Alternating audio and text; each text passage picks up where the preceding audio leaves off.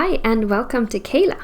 Today we're going to have a look at how you can create a new project, and we're going to start off here in the projects dashboard. So you can get here by clicking the projects and the navigation, and this is also the page that you land on when you log in.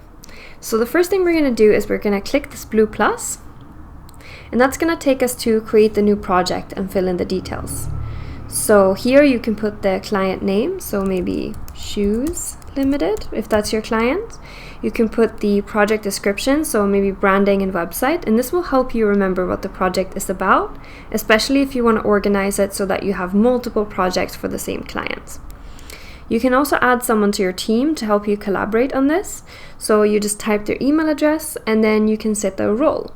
And you can either put them as a manager, which means that they can also edit, they can send requests, or you can set them as a creative, which means that they will just get access to the approved files.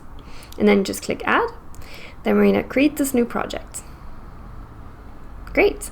So now you're automatically taken to inside the project and you can start creating a new request. You can also add new team members by clicking this little plus here. And good luck with your projects.